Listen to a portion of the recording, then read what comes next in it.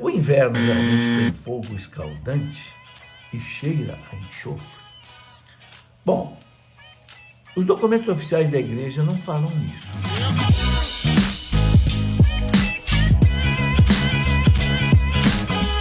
Eu quero, inclusive, aqui pegar o catecismo da igreja, quando fala, né, do inferno. Quem quiser depois pode conferir aí com mais tranquilidade. Parágrafo 1033, né? O catecismo começa dizendo aqui que o inferno realmente existe, é um dogma de fé, né? Diz aqui o parágrafo 1033, não podemos estar unidos a Deus se não fizermos livremente a opção de amá-lo. Mas não podemos amar a Deus se pecamos gravemente contra Ele. Claro, se a gente peca gravemente contra Deus, a gente não ama Deus, né? Contra nosso próximo ou contra nós mesmos. Aquele que não ama permanece na morte, de São João, né? Diz aqui o catecismo. Então, o catecismo diz aqui que morrer em pecado mortal, sem ter se arrependido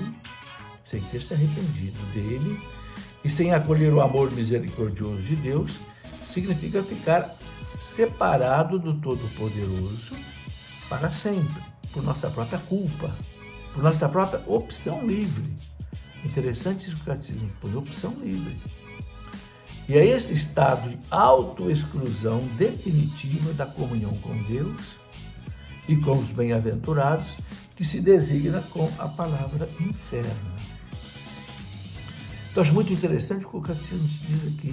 É esse estado de autoexclusão da comunhão com Deus que leva a pessoa para o inferno. Então, isso equivale a dizer que não é Deus que manda ninguém para o inferno. É uma autoexclusão.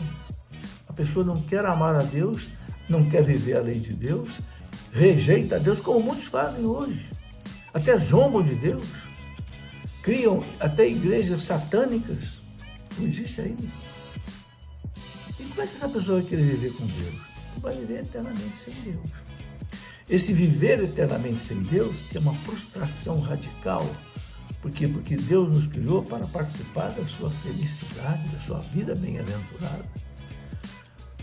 E o céu é algo assim tão maravilhoso que não tem como explicar.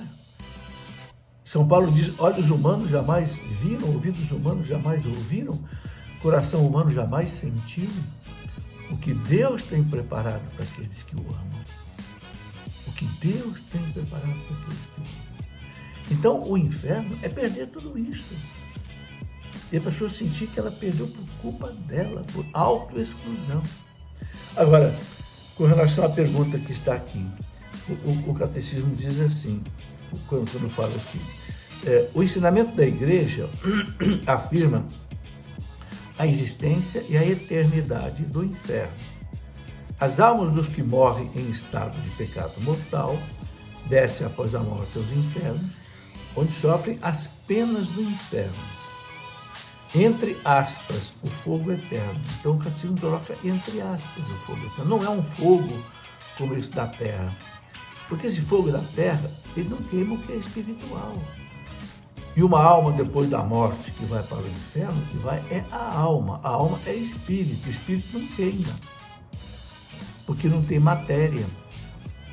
Então ele fala aqui, a pena principal do inferno consiste na separação eterna de Deus, o único em que o homem pode ter a vida e a felicidade para as quais foi criado e as quais aspira. Então, o que é esse fogo do inferno? Que o catecismo coloca aqui entre aspas. Entre aspas quer dizer, não é esse fogo da terra. Esse fogo é a frustração da alma de saber que perdeu definitivamente a felicidade em Deus, para o qual foi criado. Esse é o fogo. Criou-se essa imagem de fogo, demônio com tridente, cheiro de enxofre, uma maneira de expressar uma realidade espiritual. Mas não se deve levar assim em consideração como uma coisa realmente desse tipo. Muitas vezes, os santos e santas até têm visões com esse tipo de realidade, porque na mentalidade deles eles não entenderiam, no tempo da Idade Média, não entenderiam uma outra coisa, não entenderiam o que seria o inferno. Agora, o catecismo da igreja não fala em nenhum momento de enxofre, de esse mau cheiro e de esse fogo que queima como se fosse aqui o fogo da terra.